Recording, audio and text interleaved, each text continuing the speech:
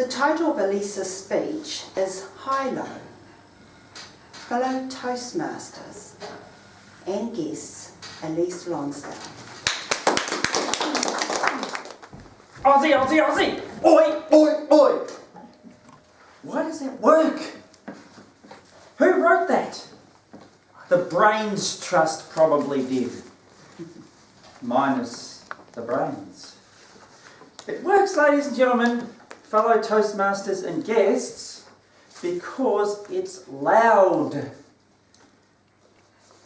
It's rough and often said with quite a masculine type of voice. And it tells people that, well, it makes a select few think they're important. How would it be at the Olympic Games in Sydney in 2000 if everybody just walked up to the stage and went, Aussie, Aussie, Aussie. Oi, oi, oi? It wouldn't work, would it? That's because this wonderful thing we have called vocal variety. So you could take the most dumbest message ever written and make it one of the most effective messages around that we've heard in the last 20 years. Allow me to explain. Vocal variety is one of the tools, and in actual fact, according to the manual I read on it tonight, speech 6, tells us it's actually the primary way that we communicate to our listeners in Toastmasters.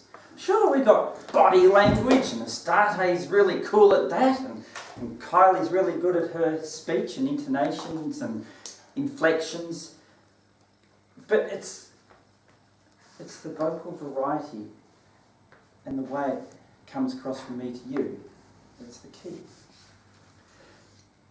It consists of speed, or the rate at which I speak, the volume,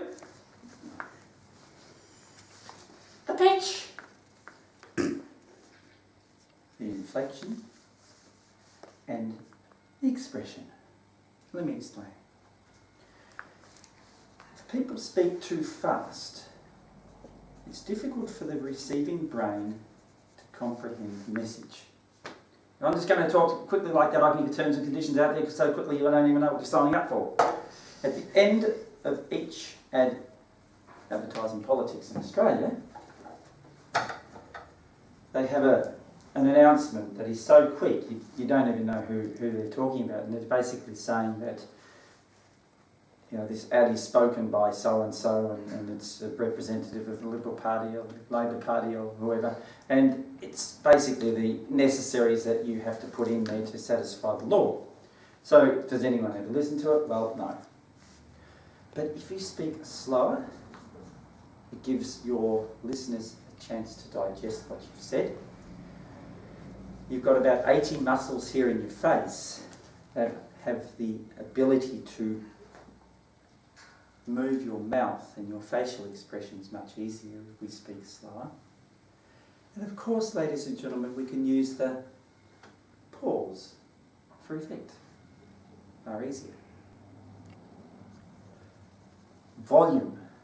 Well, sometimes we have to speak low volume. We're in a hospital, or we're in an open plan office. Sometimes here in Toastmasters we have to speak at a volume to be heard. If you're in a larger room, we may need to use a microphone, for example. Oh, we just might be playing right loud in a sporting arena and yelling out for our team, go the Pies! That's Collingwood, by the way. What about the Brisbane team? We have somebody from Brisbane tonight. Do we hear people shouting for those guys, the Brisbane Lions? No, we don't. No. Not anymore. As for rugby, well, that's that funny football I've got absolutely no idea about anyway. But you get into the moment and you shout, and that's when you need to be, because you're excited, the adrenaline's running, and you want to be heard, and the crowd roars with excitement. Then there's the pitch. We can speak high, a feminine voice, or low down like that to emphasize a point. We can tweet like a bird, or roar like a lion. Those tools can be effective too if you want to get your message across. Expression. Expression is one of those things I learned about in the 1970s because we started playing around with synthetic speech in the 1970s. We used to have a talking calculator. Kylie might remember it, the old TSI. Oh, yes. Yes, -2, 3, 4, 5, 6, 7, 8, 9. Yep, wonderful. Let's do a speech like that with no expression and you can barely be understood. Wonderful. How would you be without expression? No one would really, they'd hear you and people would just simply turn off. Intonation.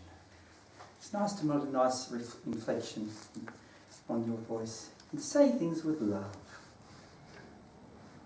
You could say, I think thou art a fool, with an expression of love. Good old love mentality. Say it. If you want to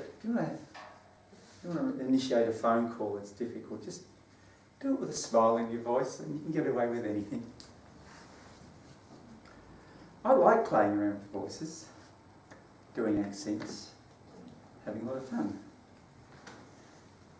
How often have I out-Indianed the Indian? Oh yes, please, I'd like to be selling you a dodgy telephone plan. Yes, when you get a few wines in you, anything is the go. I've also learned how to do another accent.